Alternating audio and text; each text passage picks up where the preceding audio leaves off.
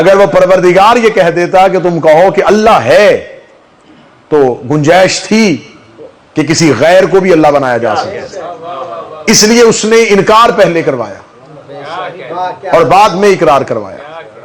خدا کا اسلوب یہ ہے کہ خدا یہ چاہتا ہے کہ جب انکار کر دیا جائے تو پھر مجبوری بن جاتی ہے جھوٹوں کا انکار کر کے پھر صرف سچے کو ماننا پڑتا ہے۔ یہ ہے خدا نے پھر وہی طریقہ استعمال کیا کہ خدا نے کہا کہ نہ خلق کرتا، کوئی اور مقصد نہیں تھا۔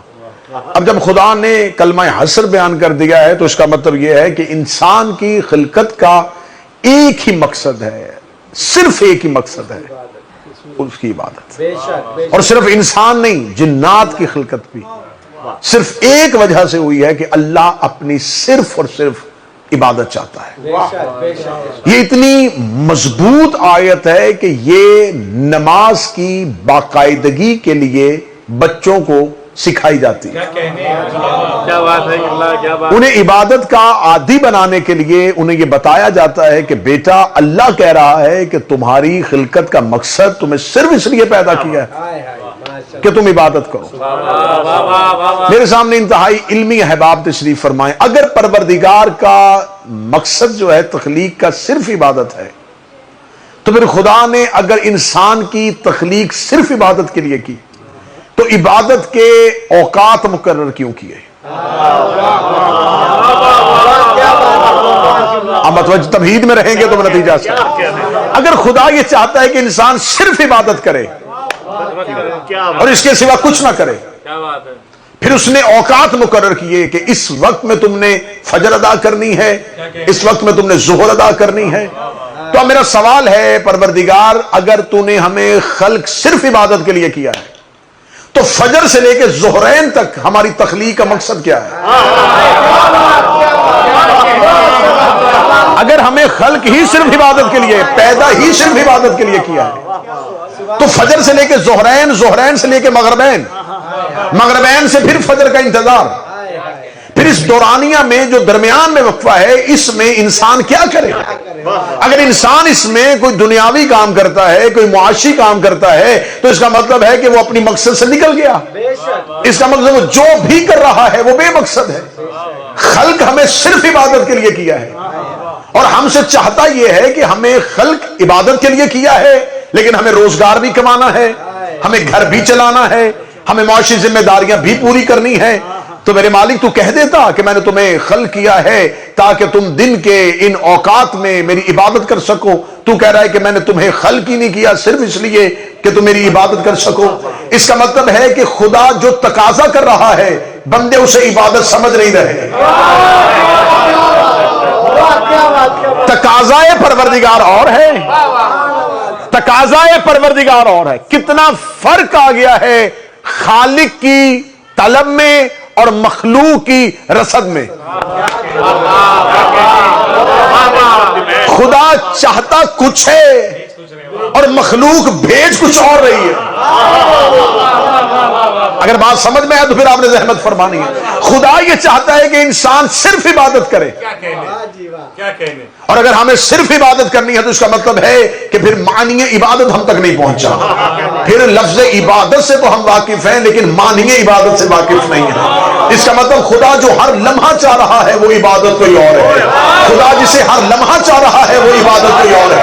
میں یہ نہیں کہہ رہا کہ یہ پنجگانہ نماز عبادت نہیں ہے، یہ بھی عبادت ہے لیکن تقاضائے پروردگار کچھ اور ہے۔ خدا جو چاہ رہا ہے وہ کچھ اور ہے۔ وہ کون سی عبادت ہے جو ہر لمحہ کی جا سکتی ہے؟ وہ کون سی عبادت ہے جو ہر لمحے ہو سکتی ہے؟ کیونکہ نماز کے اوقات مقرر ہے، رمضان 30 دنوں کے لیے آتا ہے، حج 1 دن کے لیے کیا جاتا ہے، زکوٰۃ سال میں 1 دفعہ دی جاتی ہے۔ مجھے علماء کرام وہ عبادت لا کے بتائیں کہ ایسی ایک عبادت ہے جو انسان اٹھتے بھی کر سکتا ہے، بیٹھتے بھی کر سکتا ہے، سوتے بھی کر سکتا ہے، جاگتے بھی کر سکتا ہے۔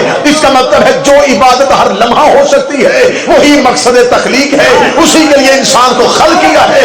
لوگوں کی آنکھیں کھلی رہ جاتی اگر وہ عبادت کے مقصد تک پہنچ سکتے، اس لیے رسول نے کہا تھا حب علی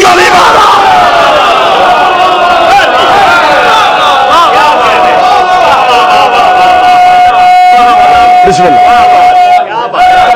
क्या बात है, बिस्मिल्लाह। अली अली अली अली है मेरे पास। अली अली अली अली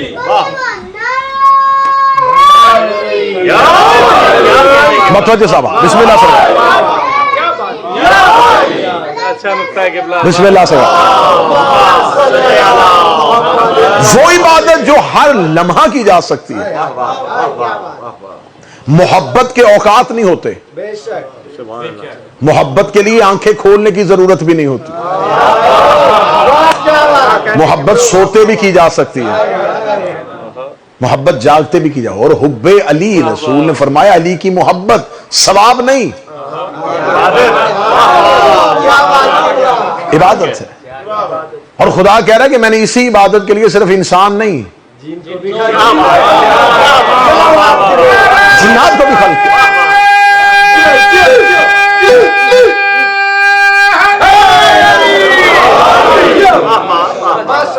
अच्छा, इंसान का इबादत के बाद हदफ क्या है? इंसान इबादत इसलिए कर रहा है कि मुझे अल्लाह अजर दे ताकि मैं जन्नत में जा सकूं। इसका मतलब है अगर इबादतों का हदफ सिर्फ जन्नत है और टारगेट सिर्फ यह है कि इबादत इसलिए की जाती है कि जन्नत में जाएं, तो फिर जो फरिश्ते जन्नत में रहते हैं वो इबादत क्यों करते हैं?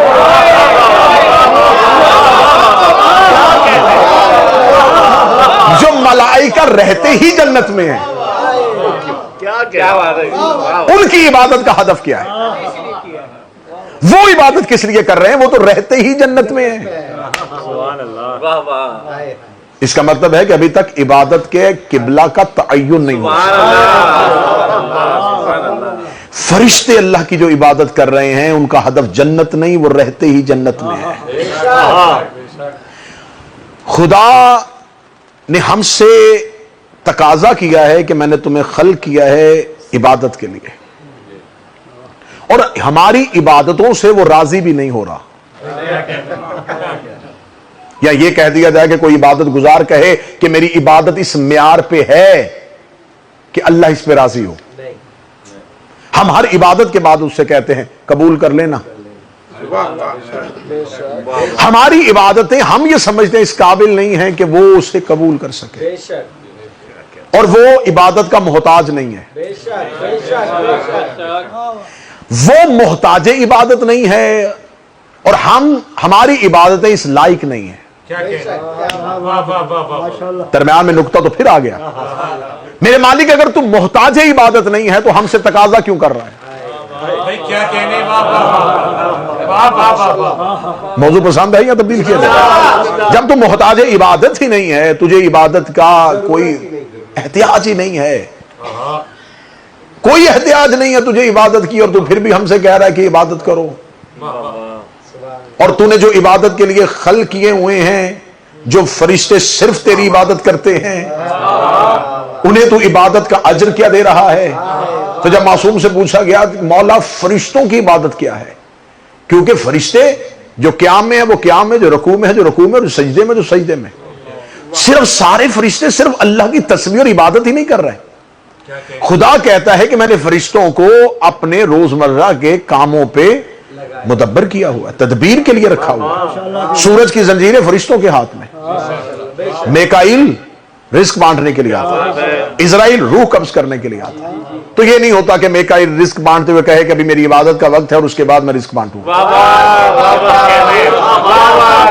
इजराइल कहे कि अभी तस्बीह पढ़ूंगा और उसके बाद रूह कब्ज करूंगा। जिब्राइल अमीन कहे कि नहीं परवरदिगार अभी सजदा मुकम्मल नहीं हुआ, अभी मैं वही लेके नहीं जा सकता। इसका मतलब है कि मलाइका जो परवरदिगार की तमाम अमूर को सरअंजाम दे रहे हैं, तमाम अमूर सरअंजाम दे रहे हैं, और खुदा ने कायनात की हर एक चीज पे फरिश्तों को मुकर्रर किया हुआ।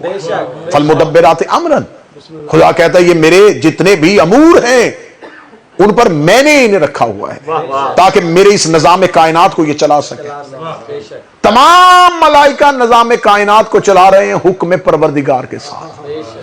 कोई सूरज को तुलू कर रहा है, कोई सूरज को लेके जा रहा है, कोई मशरक से खींच रहा है, कोई मगरब में खींच रहा है, कोई जमीन पर रिस्क दे रहा है, कोई कली का मुंह खोल रहा है, कोई दाना दे रहा है, कोई पत्थर में कीड़े को रिस्क पहुंचा रहा है। तो ये जितने मलाइका ये सारे काम कर रहे हैं ان کا یہ کام کرنا ہی اللہ کی عبادت ہے، کیونکہ یہ اطاعت پروردگار میں کر رہے ہیں۔ شاید میں نقطہ کھول نہیں سکا، فرشتوں کی عبادت تسبیحاں اور لمبے سجدے نہیں، اطاعت پروردگار، اطاعت پروردگار، وہ اللہ کے حکم کو جو بھی مان رہے ہیں وہ ان کی عبادت ہے، اس لیے کہ وہ اطاعت پروردگار میں ہے، وہ خدا کی تسبیح بیان کر رہے ہیں، خدا جو انہیں کہہ رہا ہے وہی کر رہے ہیں۔ اس کا مطلب ہے کہ اگر اطاعت پروردگار ہو تو اطاعت بھی عبادت ہو جاتی ہے، اطاعت پروردگار بھی عبادت ہو جاتی ہے۔ خدا نے فرشتوں کو صرف عبادت کے لیے رکھا ہوا ہے، وہ اطاعت پروردگار میں ہے۔ اور پھر کیسا ہے حضرت انسان کہ انہی ملائکہ کو حضرت انسان کے سامنے جھکا دیا۔ معصوم سے پوچھا گیا، اصول کافی سے لے کر روایت پڑھ رہا ہوں، معصوم سے پوچھا گیا، مولا اللہ نے ہر لمحہ عبادت کرنے والوں کو مخصوص وقت میں عبادت کرنے والے کے سامنے سجدہ کیوں کروایا؟ آدم نے ہر لمحہ عبادت نہیں، نسل آدم کے لیے مخصوص عبادت کے اوقات ہیں، مخصوص ٹائم پر عبادت کرنے والوں کے آگے وہ سجدہ کر رہے ہیں جو ہر لمحہ عبادت کرتے ہیں۔ معصوم نے فرمایا کہ اللہ نے آدم کو سجدہ عقل کی بنیاد پر کروایا ہے، اصول کافی سے روایت ہے، کیونکہ اللہ نے ملائکہ کے اندر وہ چیز عقل نہیں رکھی، خدا نے انہیں اپنے نور سے پیدا کیا ہے، وہ اسی نور میں ہے، وہ اسی نور کے تحت عبادت کر رہے ہیں، وہ انوار پروردگار کے گرد گھومتے ہیں اور خدا کے ان تمام امور کو سر انجام دیتے ہیں۔ اللہ نے آدم کو عقل عطا فرمائی ہے۔ اصول کافی سے لے کر روایت پڑھ رہا ہوں، معصوم فرماتے ہیں کہ آدم کے سامنے 3 چیزیں ملائکہ نے رکھی، دین، عقل اور حیا، اور کہا کہ آدم اللہ کا حکم ہے کہ ان میں سے ایک چیز کا انتخاب کر، 2 ہم واپس لے کے جائیں گے۔ آدم نے کہا میں عقل کا انتخاب کرتا ہوں۔ جو ہی آدم نے عقل کا انتخاب کیا، دین اور حیا نے واپس جانے سے انکار کر دیا، کیونکہ جہاں عقل ہے وہیں دین ہے، جہاں عقل ہے وہیں حیا ہے۔ 8ویں شہنشاہ سے ایک روایت پڑھتا ہوں، معصوم سے پوچھا گیا تھا، کسی شخص نے مامون رشید کا دربار تھا، مامون رشید سے کسی نے سوال پوچھ لیا تھا کہ عقل کیا ہے۔ مامون رشید نے اپنے علماء کو دربار میں بلایا اور ان سے پوچھا کہ بتاؤ یہ یونانی فلاسفر پوچھ رہا ہے کہ عقل کیا ہے۔ انہوں نے کہا کہ اچھائی اور برائی میں تمیز کا نام عقل ہے، جو اچھے اور برے میں تمیز کرے اس کا نام عقل ہے۔ اس نے کہا میں اس سوال سے مرغوب نہیں ہوا، یہ سوال قابل قبول نہیں ہے، جواب قابل قبول نہیں ہے کہ اچھائی اور برائی میں تمیز کرنا عقل ہے۔ یقیناً اگر میں ممبر سے سوال کرتا کہ عقل کسے کہتے ہیں تو مجمع کی میجورٹی اس جواب کو تسلیم کرتی کہ اچھائی اور برائی میں تمیز کرنے کا نام عقل ہے۔ میرے 8ویں شہنشاہ کو بلایا گیا، 8ویں شہنشاہ کے سامنے مامون نے کہا کہ سوال آیا تھا کہ عقل کیا ہے، اور جواب آیا ہے دربار سے کہ اچھائی اور برائی میں تمیز کا نام عقل ہے، کیا آپ اس جواب سے متفق ہیں؟ امام نے فرمایا بالکل بھی نہیں۔ اس نے کہا کہ اچھائی اور برائی کے درمیان تمیز کا نام عقل نہیں؟ امام نے فرمایا یہ کام تو جانور بھی کر لیتا ہے۔ کیسے جانور کر لیتا ہے؟ فرمایا کہ اگر گھوڑے کے آگے چارہ رکھو گے تو وہ اچھا چارہ کھائے گا، برا نہیں کھائے گا۔ یہ تو کام گدھا بھی کر سکتا ہے، یہ کام گھوڑا بھی کر سکتا ہے، یہ کام تو بھیڑ اور بکری بھی کر سکتی ہے کہ وہ اچھی جگہ پہ بیٹھے گی، بری پہ نہیں بیٹھے گی، اچھا چارہ کھائے گی، برا نہیں کھائے گی، اچھی جگہ سے پانی پیے گی، بری جگہ سے نہیں پیے گی۔ یہ عقل تو جانور میں بھی ہے، اچھائی اور برائی میں تمیز کرنے کا نام عقل نہیں۔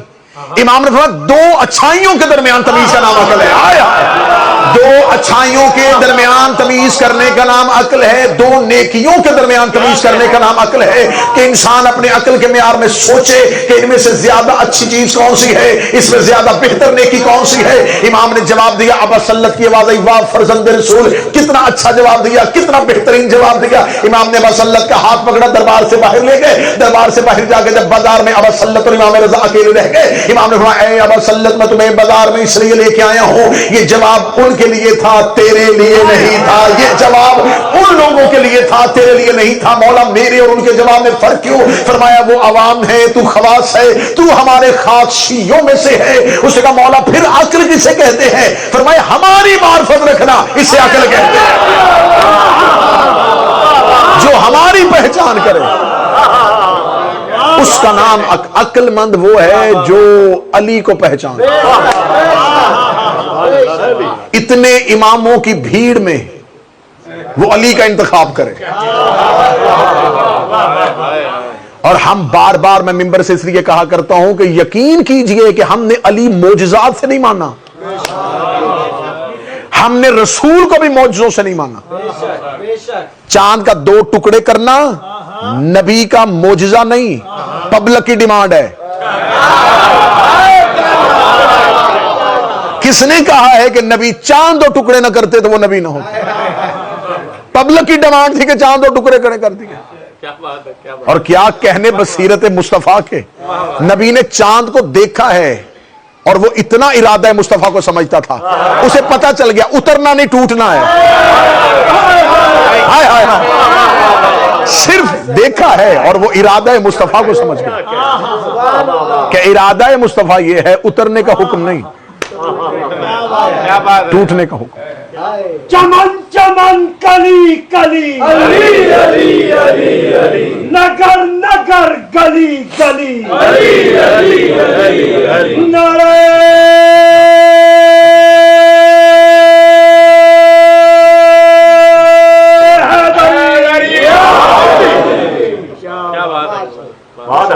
مجھے کسی کتاب سے نہیں ملا کہ رسالت مآب نے ناصر بھائی سنگریزوں کو ہاتھ میں رکھ کے انہیں کلمہ پڑھنے کا حکم دیا ہو. ہاتھ میں رکھا ہے تو انہوں نے کلمہ پڑھنا شروع کر دیا. چاند کو دیکھا ہے وہ 2 ٹکڑے ہو گئے. رسالت مآب کے یہ معجزے ان کی رسالت کی نشانی نہیں ہے, یہ تو پبلک کی ڈیمانڈ ہے. پھر ہم سے پوچھو کہ رسالت کا معجزہ کیا ہے, ہم سے پوچھو کہ معجزہ رسالت کیا ہے, تو ہماری قوم کا اس منبر کے آگے بیٹھا ہوا بچہ بھی سینے پہ ہاتھ مار کے کہے گا رسالت کا معجزہ چاند 2 ٹکڑے کرنا نہیں, پتھروں سے کلمہ پڑھوانا نہیں, علی جیسے امام کا سامنے بیٹھ کے کہنا تو میرا نبی ہے. علی جیسے امام کا کیا کہنا, صاحب سلونی کا مصطفیٰ کے پیچھے چلنا. میں لفظ تبدیل کر کے بہتر کر کے کہتا ہوں اور ان 2 احباب سے داد چاہوں گا کہ رسول کے پیچھے وہ چلتا ہے جس کے پیچھے حق نہ چلے تو باطل ہو جاتا ہے. رسول کے پیچھے وہ چلتا ہے جس کے پیچھے حق نہ چلے. بسم اللہ.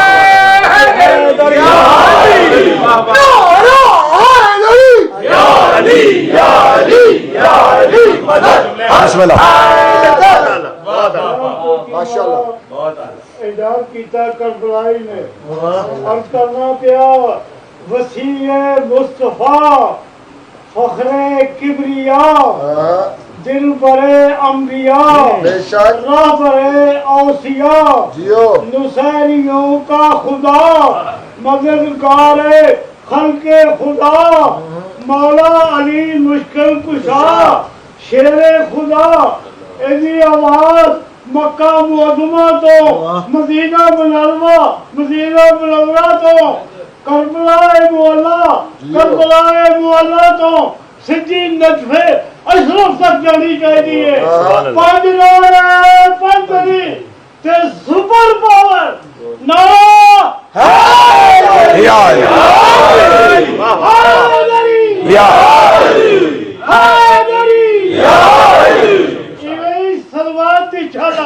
اللہم صلی علی محمد.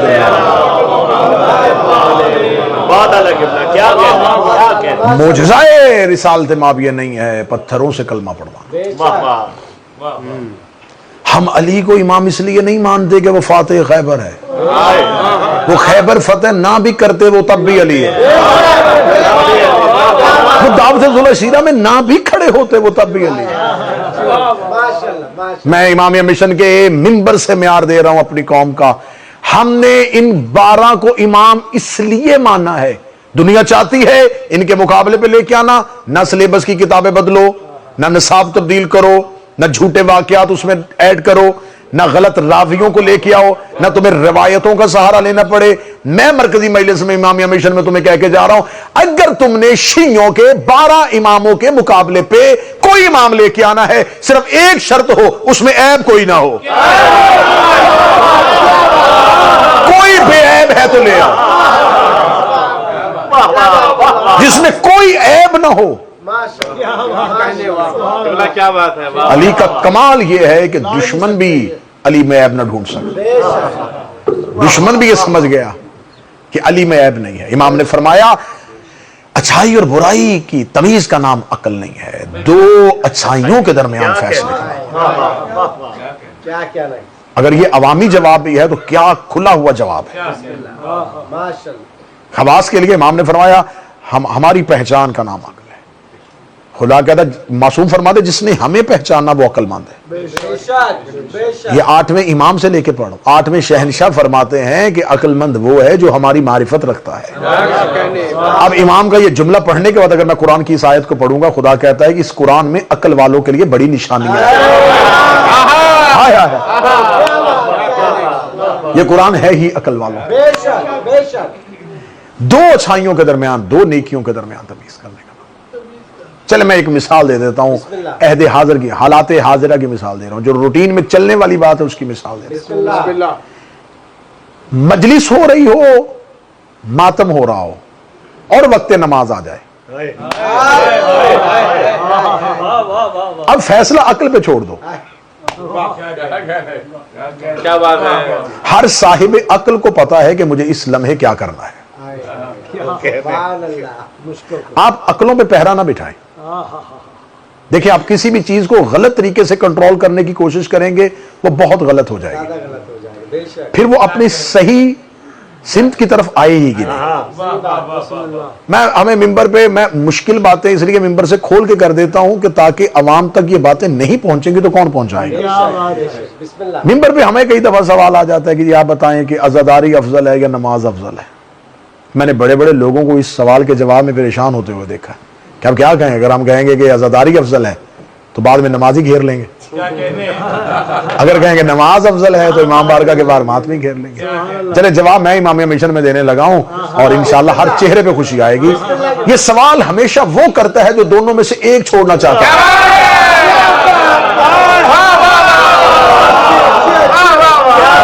یہ تقابل ہمیشہ وہ کرتا ہے جو دونوں میں سے کسی ایک کا انتخاب کرنا چاہتا ہے، ورنہ عقل یہ فیصلہ کر سکتی ہے کہ جلوس کا ٹائم آدھے گھنٹے بعد بند ہونے والا ہے اور ہمارے ہاں نماز کے اوقات جو ہیں وہ تفصیلی ہیں۔ کیا بات ہے، اگر میں ابھی جلوس سے نکلوں گا تو 10 منٹ بعد جلوس تو ختم ہو جائے گا اور مجھے نماز کے لیے ابھی اول وقت اگر چلا گیا ہے تو میرے پاس نماز کا وقت باقی ہے۔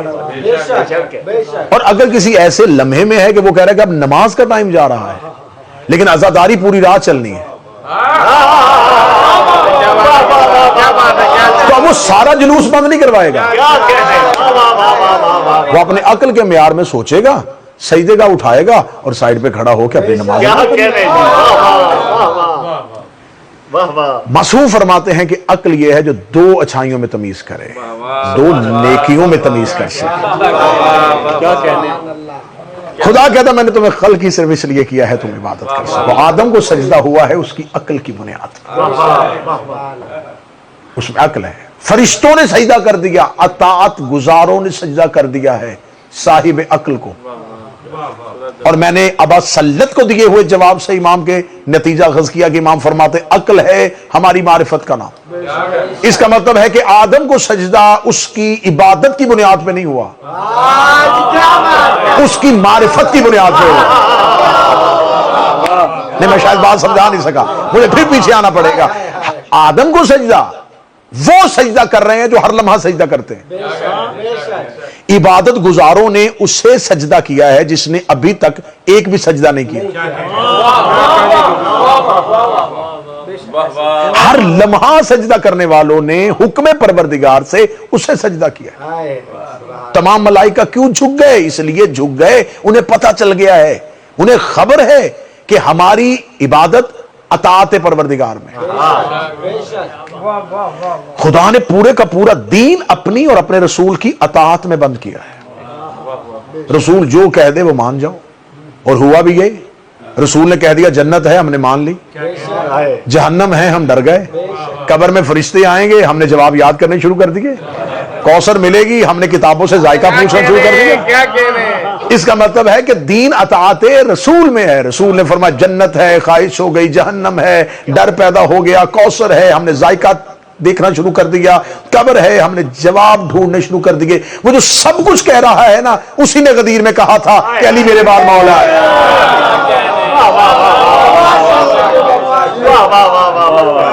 لیکن حد ہو گئی ہے کہ مولوی نے اطاعت رسول میں تلاش حور تو شروع کر دی،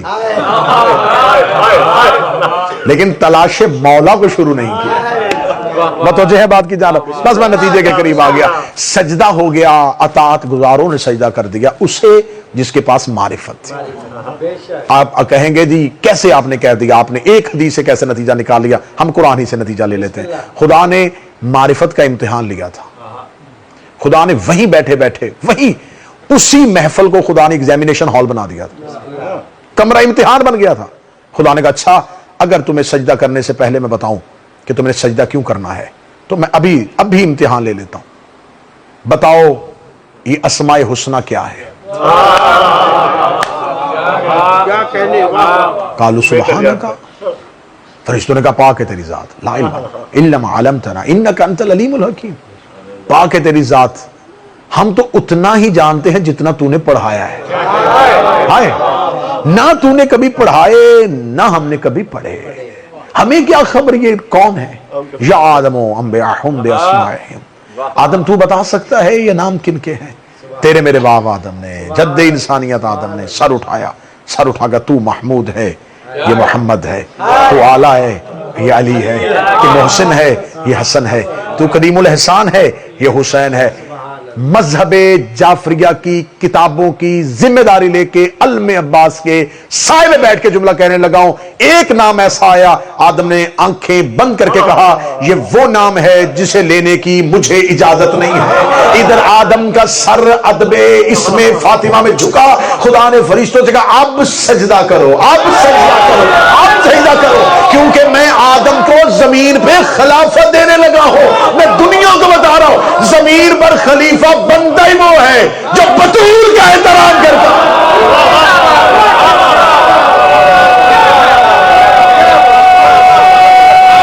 بسم اللہ، خلافت پروردگار کا احترام فاطمہ، یہ معیار اللہ نے قائم کر دیا ہے۔ اب زمین پر جو بھی خلیفہ بنے گا اسی معیار پہ بنے گا۔ اب زمین پر جو بھی اللہ کا خلیفہ ہوگا اسی معیار پہ ہوگا۔ بیٹی کا دروازہ سمجھ کے کھڑے نہیں ہوتے تھے رسول، معیار اللہ نے ایسا قائم کر دیا تھا، معیار پروردگار ہی وہ تھا جو احترام فاطمہ کرے گا۔ آپ کیا سمجھتے ہیں کہ بیٹی کا گھر سمجھ کے دروازے پہ کھڑے ہوتے تھے؟ حکم پروردگار کی اطاعت۔ علی جیسا امام جس محدثہ سے خطبے املا کرتا ہو، وہ امیر المومنین۔ ہمارے گھروں میں آج نہج البلاغہ ہے، یہ نہج البلاغہ مولا امیر المومنین کے خطبات ہیں، تصنیف علی نہیں ہے، تالیف سید رضی ہے۔ یہ مولا علی کی تصنیف نہیں ہے، سید رضی کی تالیف ہے۔ سید رضی نے خطبے اکٹھے کیے اور خطبے اکٹھے کر کے کتاب بتا، بولتے علی تھے، جمع سید رضی نے کیے، اسے نہج البلاغہ کہتے ہیں۔ میں صدر کہوں گا، اللہ جانے کون ہی صدر کی قیمت ادا کرے گا۔ بولتے امیر المومنین تھے، جمع سید رضی نے کیے تو نہج البلاغہ بنی۔ بولتی فاطمہ تھی، جمع علی کرتے تھے، اسے مصحف فاطمہ کہتے ہیں۔ کیا کہنے؟ زمین پر خلافت پروردگار کا معیار ہے احترام فاطمہ۔ یہی وجہ ہے کہ میرے معصوم نے حدیث کہہ دی تھی کہ ہم مخلوقات پر حجت ہیں اور ہماری جدہ ہم پر حجت ہے۔ اب آپ حجت سے جو بھی معنی گرامر سے لیں گے، جو بھی معنی لغت سے لیں گے، حجت کسے کہتے ہیں؟ دلیل کو۔ نشانی کو. یہ زمین پر اللہ کی حجت کیوں ہے؟ کیونکہ یہ زمین پر اللہ کی نشانی ہے. اتنی واضح نشانی ہے کہ اسے یہاں آنے کی ضرورت ہی نہیں ہے. اتنی واضح دلیل ہے کہ اسے اترنے کی ضرورت ہی نہیں ہے. زمین پر اس کی حجت اللہ کا تعارف ہے.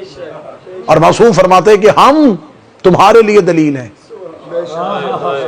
شاید میں جملہ سمجھا نہیں سکا، میں اور گہرائی میں جاتا. معصوم فرماتے تمہیں بتانے کے لیے اللہ ہے، ہم دلیل ہیں. ہمیں بتانے کے لیے کہ اللہ ہے، ہماری ماں فاطمہ دلیل ہے.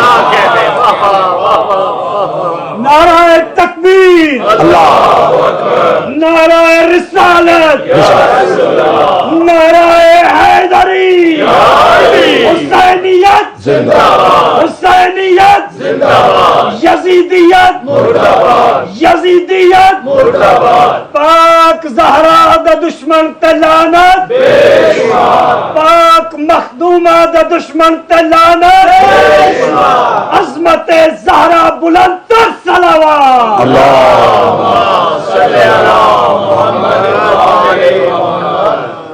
جو آل محمد کو ستائے وہ صحابی، جو بار فدق لوٹ چکائے وہ صحابی، جو فاطمہ زہرا کو رلائے وہ صحابی، جو حاجہ عصمت کو دلائے وہ صحابی. خوبی کو غیرت مند حرابی نہیں کہتے، ہم دشمن زہرا کو صحابی نہیں کہتے. اللہ یہ چاہتا ہے، بس آخری جملہ، اللہ یہ چاہتا ہے کہ زمین پر اہل بیت کی معرفت ہو. جسے ہم عبادت کہتے ہیں اسے پروردگار قرآن میں اصل میں معرفت امام کہتا ہے. اگر تم نے اپنے وقت کے امام کو، تم نے آئمہ کی معرفت کی، تم نے اہل بیت کی معرفت کی، تو یہ اللہ کی عبادت ہے. کیونکہ زمین پہ انہوں نے اس کی پہچان کروائی. اور وہ حدیث قدسی میں کہتا ہے کہ میں چھپا ہوا خزانہ تھا، میں نے چاہا کہ میں پہچانا، تو میں نے ان انوار کو اس لیے خلق کیا تھا کہ یہ میری پہچان ہے. اب اللہ نے بس آخری جملے اور یہی تقریر کا محاصل ہے. وہ یہ چاہتا ہے کہ زمین پر میری عبادت ہو اور ان کی معرفت ہو، اور یہ چاہتے ہیں کہ پہچاننا ہمیں جائے، سجدہ اسے کیا جائے.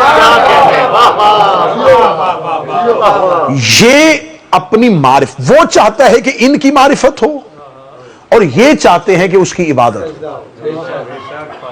اس نے عبادت کا طریقہ نہیں بتایا، انہوں نے بتایا. انہوں نے اپنی معرفت کا طریقہ نہیں بتایا، وہ اس نے بتایا. اس نے بتایا ہے کہ انہیں کیسے ماننا ہے، انہوں نے بتایا ہے کہ اسے کیسے جھکنا ہے. چلے میں اور آسان کر دیتا ہوں. وہ یہ عبادت سکھاتے رہے، وہ تعظیم سکھاتا رہا. یہ بتاتے رہے کہ عبادت کیسے کرنی ہے، وہ بتاتا رہا ان کا احترام کیسے کرنا ہے. وہ احترام سکھاتا رہا، یہ عبادت سکھاتے رہے. یہ بتاتے رہے کہ اسے کیسے راضی کرنا ہے، وہ بتاتا رہا انہیں کیسے راضی کرنا ہے. یہ عبادت سکھاتے رہے، وہ تعظیم سکھاتے رہے. امامیہ مشن میں آخری جملے ادا کر رہا ہوں. یہ عبادت پروردگار منواتے رہے، وہ احترام اہل بیت منواتا رہا. ایک جگہ پہ دونوں چیزیں اکٹھی ہو گئی. مدینے کی مسجد تھی، نبی سجدے میں تھا، عبادت ہو رہی تھی، تعظیم پشت پہ آ گئی.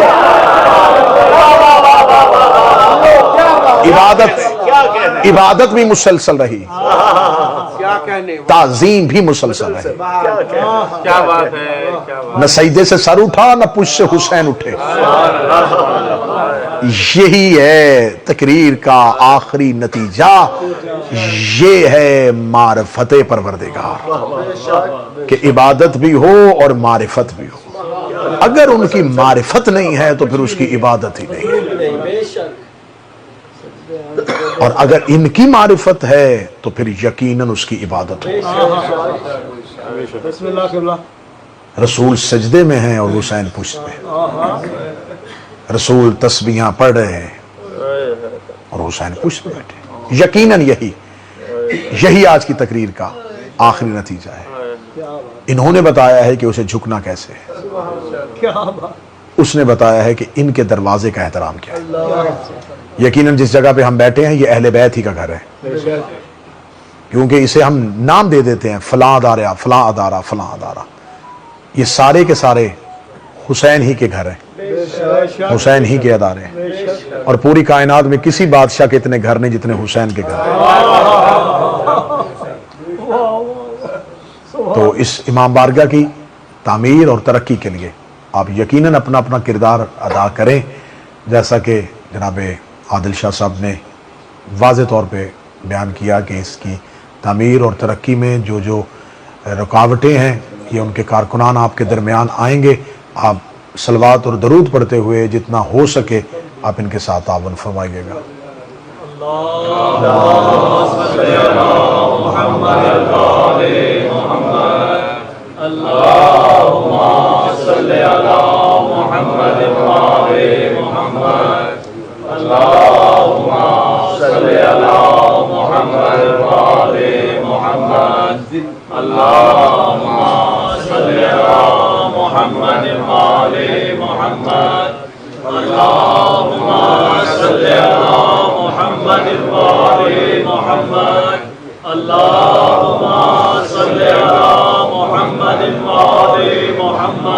خداوند متعال اس بارگاہ کو تا ظہور سرکار ولی العصر ہمیشہ کے لیے قائم اور دائم فرمائے.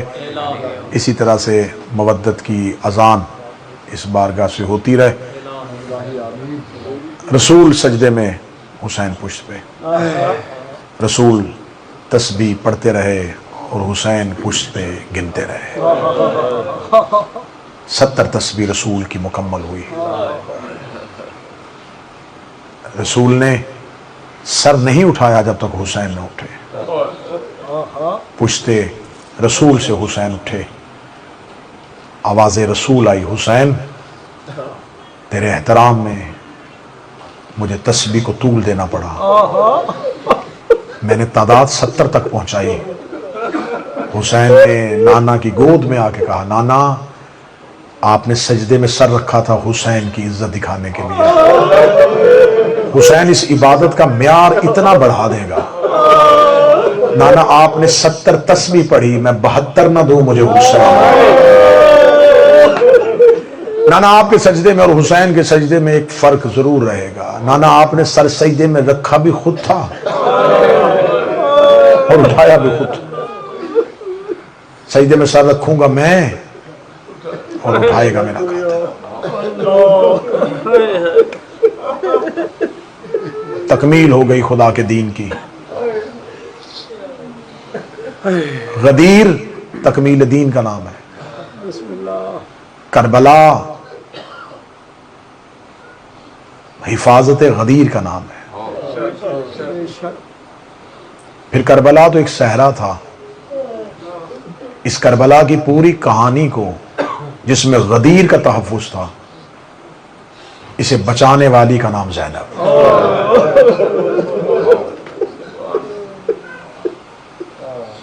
مدینہ سے چلی تو بطول تھی، مکہ میں آئی تو جانشین رسول بن گئی. کربلا میں 8 دن حسن بنی رہی. شام غریباں کی رات عباس بن گئی. 11 محرم کی صبح ہوئی تو علی بن گئی. یہ شہزادی کربلا سے چلی اور کوفہ آئی، کوفہ سے نکلی اور شام آ گئی. 72 بازار، 144 گلیاں، 288 موڑ، 9 بار یزید جیسے شرابی کے دربار میں ننگے سر پیش. 1 سال بغیر چھت والا زندان. شام سے رہا ہو کے پھر مدینہ، مدینہ سے قید ہو کے پھر شام. 6666 میل کا ننگے پاؤں سفر کر کے شام کی پہاڑی پہ جا کے کہتی، حسین اب بہن تھک گئی. آج یہ مجلسیں ہیں تو اسی بی بی کی وجہ سے، آج یہ عزاداری ہے تو اسی بی بی کی وجہ سے، آج یہ تذکرہ ہے تو اسی شہزادی کی وجہ سے. 12 محرم اہل بیت کا قافلہ کوفہ میں پہنچ گیا. سید الساجدین جب مدینہ واپس آئے تو میں نال کوفی نے پوچھا تھا، مولا سب سے زیادہ مصیبت کہاں پہ آئی؟ مولا سجاد نے رو کے کہا شام. اسے کہا مولا سب سے زیادہ روئے کہاں پہ؟ فرمایا شام میں. اسے کہا مولا سب سے زیادہ تکلیف کہاں ہوئی؟ فرمایا کوفہ میں. منہال ڈر گیا. اس نے کہا مولا مصیبت شام میں آئی، تکلیف کوفہ میں کیوں ہوئی؟ اگلا جملہ یقیناً تمہاری ہائے نکلے گی جب کہا نا کہ مصیبت شام میں آئی، تکلیف کوفہ میں کیوں آئی؟ مولا سجاد رو کہتے شام والیوں کو نہیں پتا تھا کہ زینب کون ہے. کوفہ کی انہوں عورتوں نے زینب کا ننگا سر دیکھا ہے جنہوں نے زینب سے قرآن پڑھا ہوا تھا. کوفہ کی عورتیں واقف تھی زینب سے، وہ جانتی تھی کہ زینب بنت علی ہے. شام والوں کو تو یہ بتایا گیا تھا کہ باغی مارا گیا ہے. کوفہ والوں نے بدلے لیے ہیں علی والے. کوفہ میں سادات کا یہ قافلہ پہنچا اور علی کی بیٹی کوفہ کے اندر داخل ہوئی. جب شہزادی کوفہ کے صدر دروازے پہ آئی ہے، باب کناسہ کے باہر آ کے یہ قافلہ رکا ہے. بی بی رو کہتی سجاد یہ کوفہ ہے؟ جی پھوپھی یہ کوفہ ہے. بی بی رو کے کہتی 15 سال پہلے یہاں بابا لینے کے لیے آیا تھا.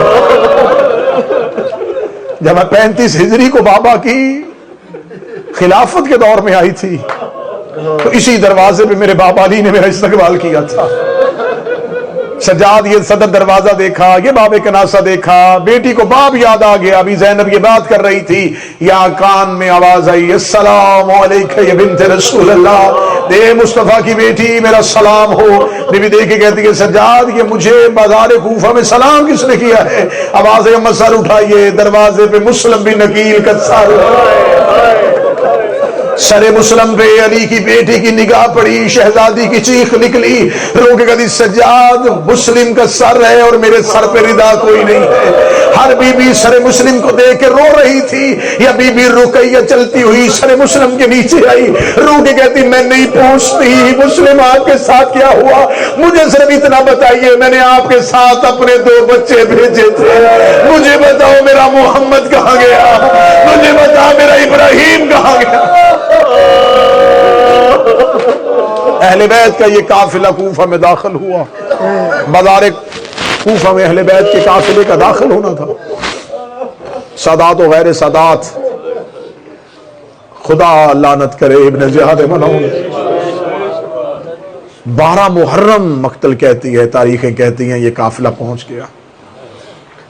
جب اسے خبر ہوئی کہ سادات پہنچ گئے ہیں، اس نے اپنے دربار کا دروازہ بند کروا دیا. اس نے کہا آج رات قیدیوں کو کہو کہ انتظار کریں، صبح میں جب دربار میں آؤں گا تو پھر قیدیوں کو طلب کروں گا. جب کہا نا میں کل قیدیوں کو بلاؤں گا. ساری رات اہل بیت نے کوفہ کے دربار کے دروازے پہ دیوار کے ساتھ بیٹھ کے علی کی شریف بیٹیاں، بڑا درد ہے اہل بیت کے مصائب میں. صبح دربار کا دروازہ کھلا، اہل بیت کی پہلی پیشی قرآن کی آیتیں بغیر غلاف کے قاریوں کے سامنے. یہ ملعون تخت پہ بیٹھا اور تخت پہ بیٹھ کے اس کے سامنے سر حسین تشت پہ رکھ کے لایا گیا. جب سر حسین تشت پہ رکھ کے لایا گیا، سر حسین کے اوپر ایک رومال تھا. اس ملعون نے اپنے ناپاک ہاتھوں سے رومال ہٹایا. میں ڈر ڈر کے پڑھ رہا ہوں کہ سید بیٹھا ہوں مجھے معاف کر دینا. عصر عشور کے بعد علی کی بیٹیوں نے بھائی کا سامنے سر دیکھا. اس ملعون نے اپنے ناپاک ہاتھوں سے رومال ہٹایا. علم عباس کو گواہ بنا کے روایت پڑھنے لگا ہوں. اس ملعون کے ہاتھ میں خیزران کی چھڑی تھی. اس نے حسین کے ہونٹوں پہ چھڑی مارنی شروع کی. دیکھا تھا یہ وہی ہونٹ ہے جسے نبی بوسے لیا کرتے تھے.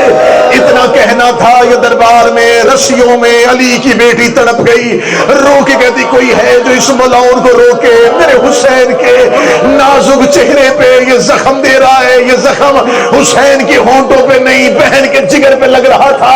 علی کی بیٹی کی چیخ نکلی، یا پیچھے سے ایک اندھا شخص جس کا نام کتابوں نے عبداللہ ابن عفیف لکھا ہے، اس کی ایک آنکھ صفین میں زخمی ہوئی تھی، ایک آنکھ جمل میں زخمی ہوئی تھی۔ جب بی بی زینب اونچی آواز میں بولی ہے، یہ دیکھ کے کہنے لگا قیامت تو نہیں آ گئی؟ کسی نے کہا کیوں کیا ہوا؟